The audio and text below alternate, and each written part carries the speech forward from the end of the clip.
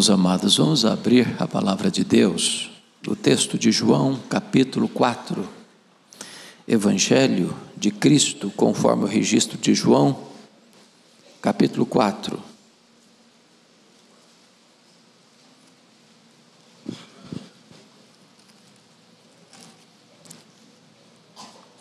Versos 43 a 54.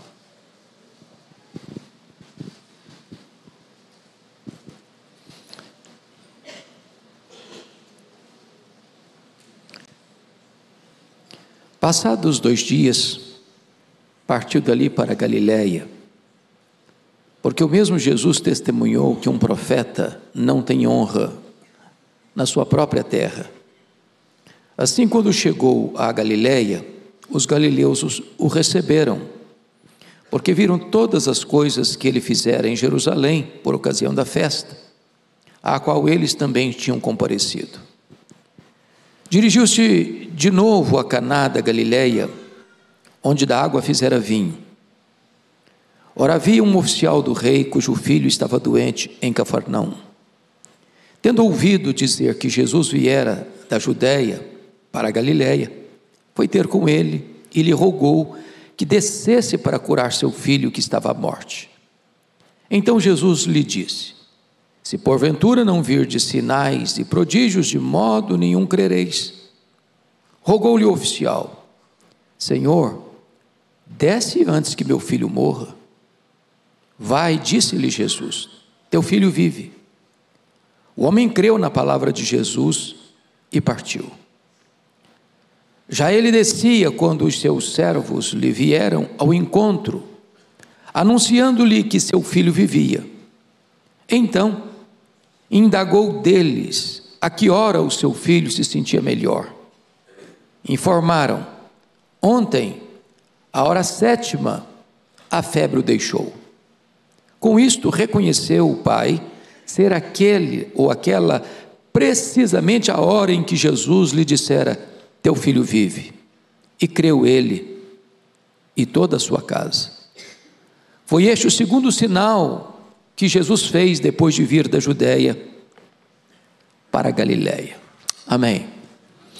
Eu quero meditar com vocês sobre o tema: Senhor, eu preciso de um milagre.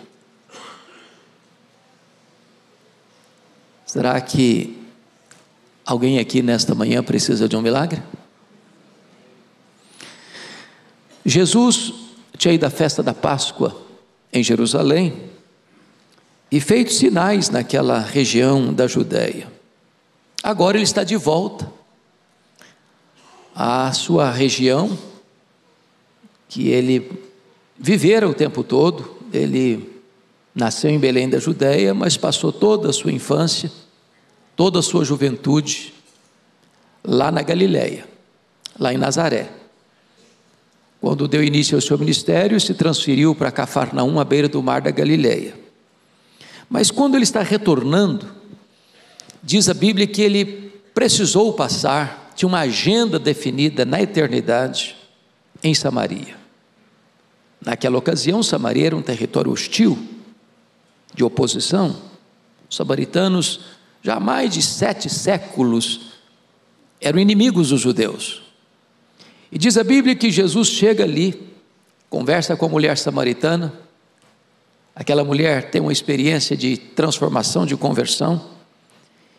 E no capítulo 4, verso 39, você pode conferir comigo, muitos samaritanos daquela cidade creram em Jesus, em virtude do testemunho da mulher, que anunciara: ele me disse tudo quanto tenho feito. Mas se não bastasse isso, o versículo 41 nos informa também: muitos outros creram em Jesus por causa da sua palavra.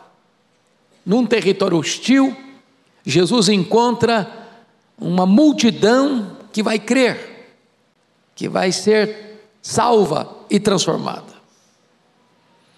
Agora diz a Escritura que Jesus retorna nessa jornada da Judéia rumo à Galiléia por meio de Samaria e chega em Nazaré.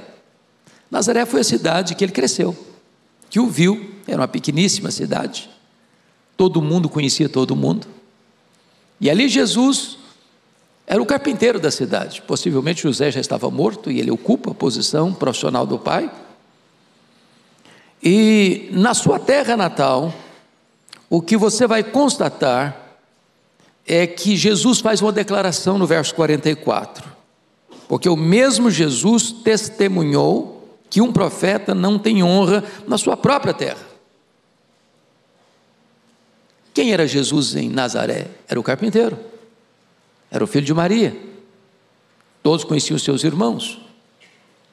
Então, Jesus, ao dar até início ao seu ministério, entrar na sinagoga de Nazaré, depois que foi tentado no monte, tomou o livro do profeta Isaías em suas mãos e leu, e disse: essa profecia se cumpriu, eu sou o Messias. E quiseram matá-lo, e ele precisou mudar-se dali para a cidade de Cafarnaum. Então, o que nós aprendemos aqui, no verso 44, que às vezes a pessoa está acostumada com as coisas espirituais, ou acostumar-se com o sagrado, pode privar-nos de bênçãos especiais. Nazaré não recebeu Jesus, e ele denunciou: um profeta não tem honra na sua própria terra.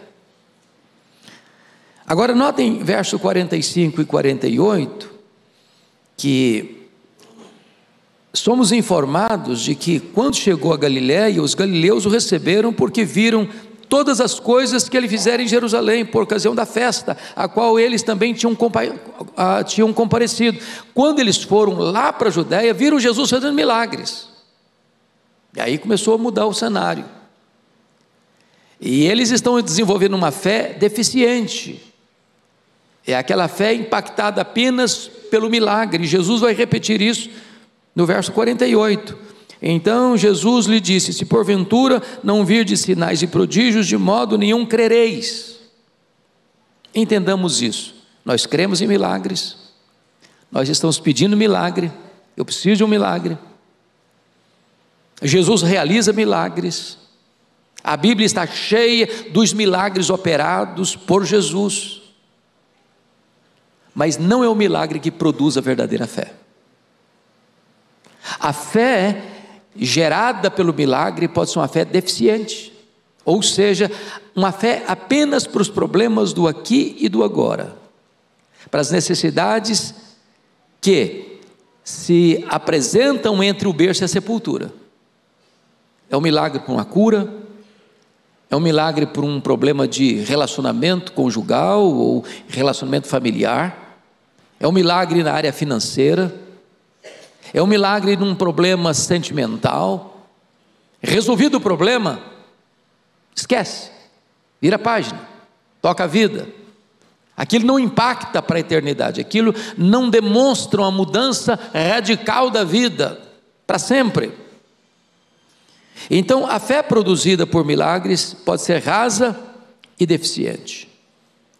Mas nessa conjuntura está escrito também em Mateus 13:58, que ali Jesus não fez milagres por causa da incredulidade.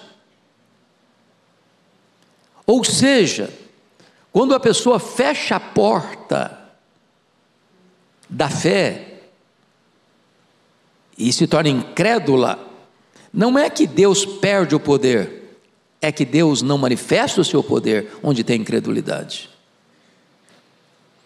E é nessa conjuntura, meus irmãos, é nessa conjuntura que um oficial do rei, e eu quero crer que aqui é o tetrarca Herodes Antipas, tetrarca da Galileia, cuja sede do governo era Cafarnaum. Cafarnaum era uma cidade ao redor do lago de Genezaré, onde havia uma aduaneira, onde havia um posto de recolhimento de tributos e impostos.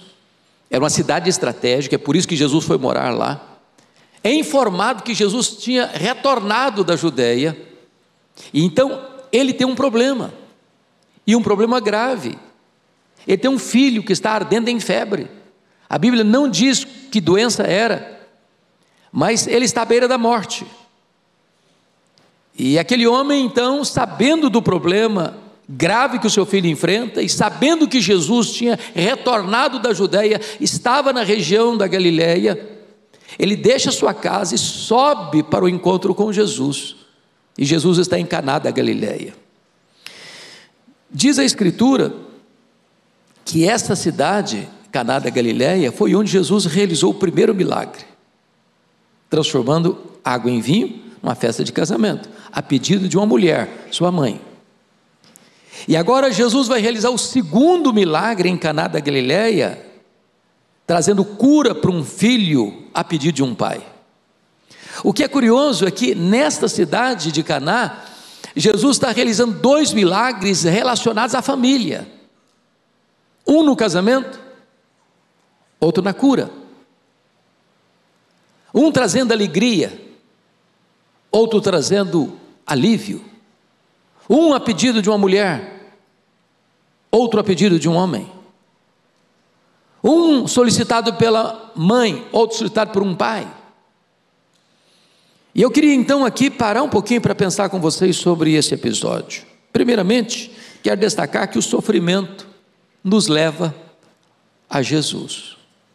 Mais pessoas se encontraram com Jesus no vale da dor do que nos picos ensolarados da alegria. Mais pessoas recorreram a Jesus na hora do aperto do que na hora da folga.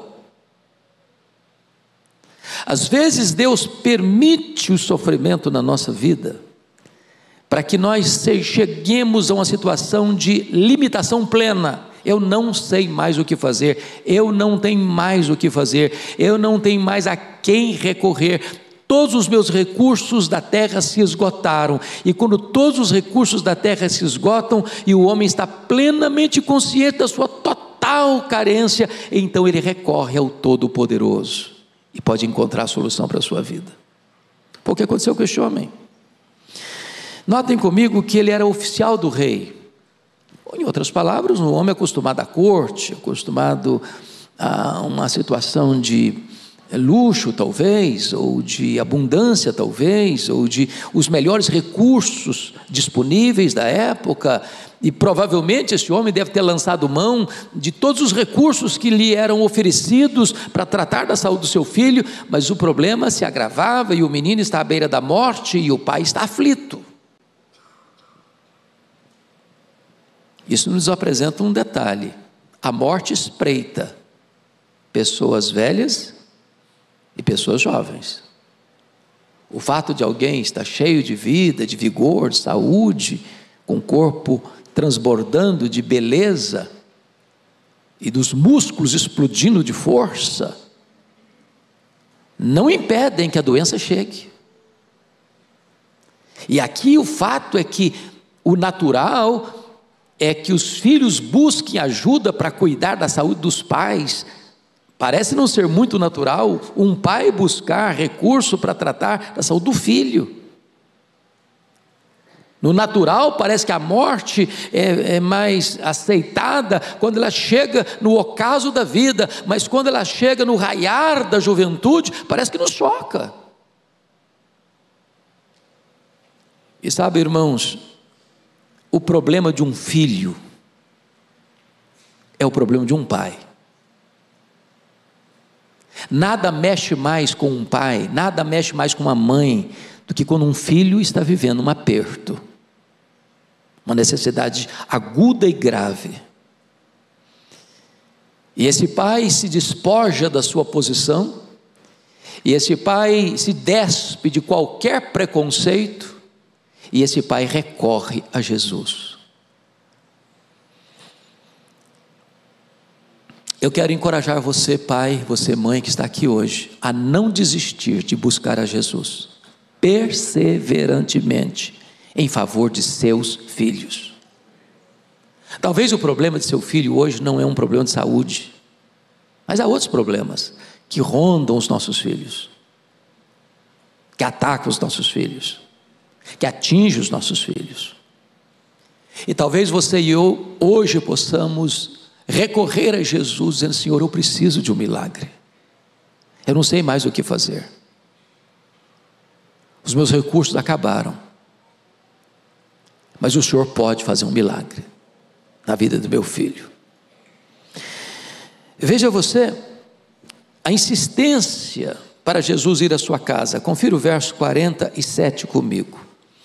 Tendo ouvido dizer que Jesus viera da Judéia para a Galiléia, foi ter com ele e lhe rogou que descesse para curar seu filho que estava à morte. Ele não exige, ele não ordena, ele roga. E a ideia aqui é de um pedido suplicante, humilde, de alguém que desesperadamente precisa de ajuda. O filho está à morte, a morte não espera, ela espreita, ela oprime, ela gera angústia, ela enfia os seus tentáculos, ela arranca dos nossos braços aqueles a quem amamos, ela fuzila o nosso peito de dor, ela nos esmaga com o seu sofrimento. E esse pai está recorrendo a Jesus, na maior de todas as necessidades da sua vida. Ele precisa que Jesus acompanhe ele lá na sua casa, para interromper a corrida da morte na direção do seu filho. Mas esse homem tem duas limitações de entendimento. Ele não consegue jamais imaginar que Jesus possa curar o seu filho à distância. É o primeiro milagre que Jesus faz à distância.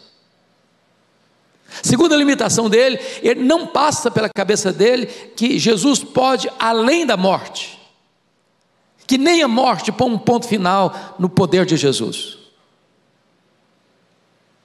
E mais tarde Jesus vai realizar no seu ministério 3 milagres, curando, ressuscitando o filho da viúva de Naim, ressuscitando a filha de Jairo e ressuscitando seu amigo Lázaro. Às vezes as pessoas vão a Jesus e ainda não têm plena consciência de quem Ele é, do que Ele pode, de que para Ele não há causa perdida, não há problema insolúvel, não há doença incurável, não há casamento irrecuperável, não há família sem resposta. Mas esse homem insiste. Veja o verso 49. Em virtude da fala de Jesus no verso 48, então Jesus lhe disse: se porventura não vir de sinais e prodígios, de modo nenhum crereis. Veja que Jesus está desenvolvendo no coração desse homem a fé, porque a primeira estágio da fé deste homem é uma fé deficiente. Ele crê que Jesus é um operador de milagres, ele tem notícias de que Jesus fez milagres lá na Judéia. Alguns galileus estavam lá na festa e viram esses milagres, e diziam: agora eu creio que ele faz milagres, eu creio que ele opera milagres. E Jesus está desenvolvendo no coração desse homem uma fé que seja não apenas uma fé deficiente, mas uma fé viva, real, na pessoa dele como Salvador e Senhor. Mas em virtude da resposta de Jesus, ele insiste no verso 49, rogou-lhe o oficial: Senhor, desce antes que meu filho morra. Isso é insistência, isso é urgência, isso é não aceitar um não. Isso me lembra da mulher sírio-fenícia, quando Jesus chega na terra dela, ela recorre a Jesus e diz: Senhor, tem misericórdia de mim. Ela não tem um problema pessoal, o problema dela é a filha que está endemoniada. Mas o problema de uma filha é o problema de uma mãe. Ela não diz: tem misericórdia da minha filha, tem misericórdia de mim. Porque a dor que lateja na vida do filho pulsa mais forte no coração da mãe. A doença que espreita a vida de um filho, espreita ainda muito mais o coração de um pai. Ele tem urgência, ele tem pressa. Eu sei que você e eu que estamos aqui, temos batalhas na vida, lutas na vida, necessidades na nossa casa, que também tem urgência, e nós estamos hoje aqui dizendo: Senhor, eu preciso de um milagre, eu preciso de uma intervenção Tua, eu preciso de uma manifestação do Teu poder lá na minha casa. Desce, Senhor, comigo, antes que meu filho morra. É insistência. Mas aí vem algo tão sublime no verso 50, porque agora a fé deficiente vai ser uma fé confirmada no verso 50. Leia o 50 comigo, por gentileza. Vai, disse-lhe Jesus, teu filho vive. O homem creu na palavra de Jesus e partiu. Preste bem atenção nisso. Esse homem não duvidou. Esse homem não insistiu mais que Jesus fosse com ele. A fé não busca evidência, a fé se agarra na promessa. Vai, teu filho vive, vai. E esse homem, diz a Bíblia, creu. Me permita dizer isso a você. Promessa de Jesus e realidade são a mesma coisa. Sabe por quê? Porque Jesus é o avalista da sua própria palavra. Nenhuma das suas promessas cai por terra. Se ele prometeu, ele é fiel para cumprir. Se ele disse vai, que o teu filho vive, ele pode ir, porque o filho vai viver mesmo. E aquela fé deficiente agora é uma fé evidente. Ele age em resposta à palavra de Jesus, ele creu na palavra de Jesus. É isso que está posto aí. O homem creu na palavra de Jesus.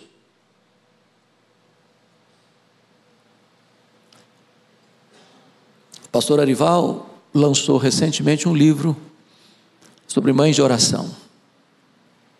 E ele levanta ali promessas. E nós temos sido desafiados a orar constantemente aqui em cima das promessas. Sabe por quê? Porque a maior vitória na oração é quando você ora a própria palavra de Deus. É quando você ora agarrado nas próprias promessas de Deus.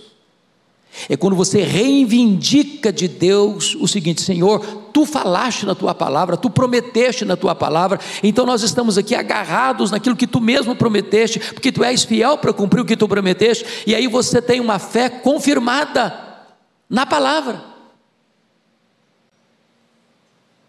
Hoje, louvado seja Deus, nós não somos como aquele pai oficial de um rei que não conhecia a palavra de Deus. Você e eu conhecemos a palavra de Deus e desafiamos a você a conhecer mais e mais a palavra de Deus, porque quanto mais você conhece a palavra de Deus, mais você tem base para orar nas promessas de Deus, confiado na palavra de Jesus e agarrar-se às promessas, estando ali zaradas na palavra de Deus.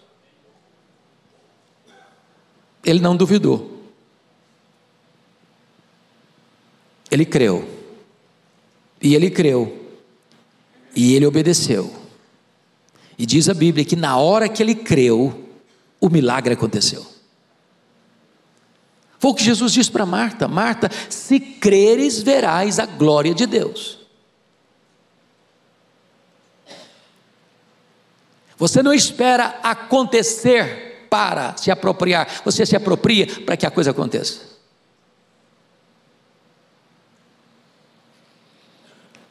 Agora vejam vocês, que o milagre de Jesus vai devolver alegria àquela família. Veja comigo, por gentileza, o que está escrito no verso 51 a 53, leia comigo em voz alta, vamos juntos. Já ele descia, quando os seus servos lhe vieram ao encontro, anunciando-lhe que o seu filho vivia. Então indagou deles a que hora o seu filho se sentira melhor. Informaram: ontem, à hora 7ª, a febre o deixou.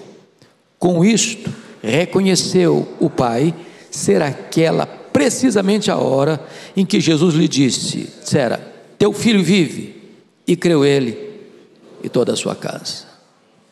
Louvado seja Deus. No exato momento que Jesus profere a palavra: vai, o teu filho vive, as garras da febre soltaram o menino. a doença foi debelada, a cura raiou, a alegria inundou aquela família. O que é maravilhoso é que de Caná a Cafarnaum não é tão longe, dá para ir a pé e algumas horas você faz.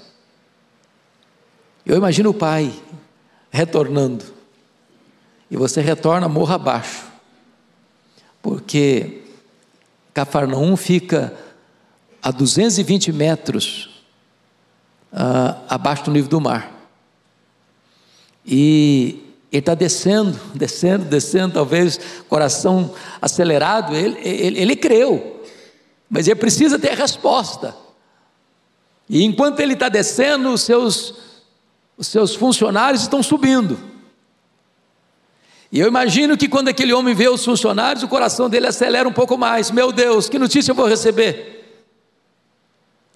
E eu acho que eles vão gritar de longe: ó, teu filho vive, ó, teu filho vive, teu filho vive. E ele disse: mas que horas aconteceu? Foi na hora 7ª, 1h. E ele entendeu, foi exatamente nesse horário que Jesus me deu essa ordem: vai, o teu filho vive. Creia na promessa de Deus, o milagre acontecerá. Deus vela pela sua palavra em a cumprir. Este homem agora tem uma fé não deficiente, mas uma fé confirmada.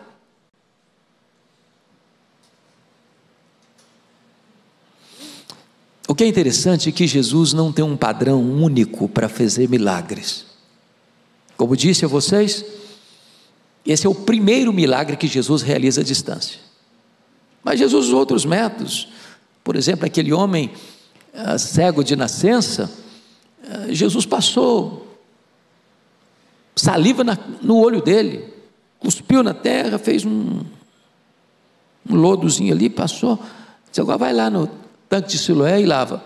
O cara ia lá no tanque de Siloé para lavar, pelo menos para tirar um incômodo, porque passar terra no olho deve doer.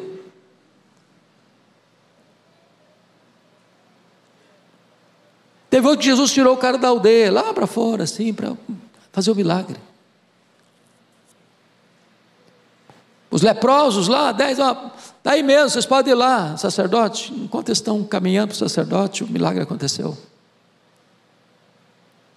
Não tem uma receita de bolo, ele faz cada caso um caso único, singular. Hoje você está aqui, talvez você tenha hoje, agora, necessidade de um milagre na sua vida, na sua família. E Jesus hoje pode fazer esse milagre na sua vida e na sua família. Você pode voltar para casa hoje e ver o sinal do favor de Deus na sua vida, na sua família. É preciso crer. Mas mais do que isso, irmãos, a fé deficiente agora é uma fé confirmada. Mas a fé deficiente, juntamente com a confirmada, agora é uma fé contagiante. Contagiante, porque o que está escrito no versículo 53? Vamos ler juntos comigo, por favor, 53. Com isto, reconheceu o Pai ser aquela precisamente a hora em que Jesus lhe dissera: teu filho vive, e creu ele e toda a sua casa. Louvado seja Deus. Louvado seja Deus. Às vezes um problema surge para que um milagre aconteça, e quando o milagre acontece, toda a família é abençoada, não apenas com uma fé para as coisas do aqui e do agora, para um milagre na necessidade imediata, mas para a fé salvadora surgir naquela casa e trazer salvação para toda a família. Há poucos dias eu tive o privilégio de fazer um podcast com a Karina Bach, que foi uma atriz, uma modelo muito conhecida no Brasil. E hoje ela é uma irmã nossa em Cristo Jesus, uma mulher de Deus. E uma pergunta que eu fiz para a Karina na entrevista foi essa: Karina, como é que foi a sua conversão? Como é que foi a sua experiência com Jesus? E ela me disse: foi em janeiro de 2021. Meu pai tinha asma. E ele sempre dizia para nós: se a Covid chegar e me pegar, eu não vou aguentar. E a Covid chegou, e o apanhou. E ele ficou num CTI de hospital, entre a vida e a morte. E ela disse: meu pai sempre foi meu porto seguro. Ele era o fundamento da minha vida. E eu entrei em pânico. E eu estava no quarto do meu filho, eu caí de joelhos. Disse: meu Deus, eu não posso ter o meu pai como porto seguro, porque ele está indo embora. O Senhor precisa fazer um milagre na minha vida. E naquele quarto, no meio de muitas lágrimas, o Senhor a encontrou, o Senhor a salvou, o Senhor a transformou. O Senhor fez o milagre de restaurar a saúde do seu pai. E isso trouxe salvação, não só para ela, mas para toda a sua família.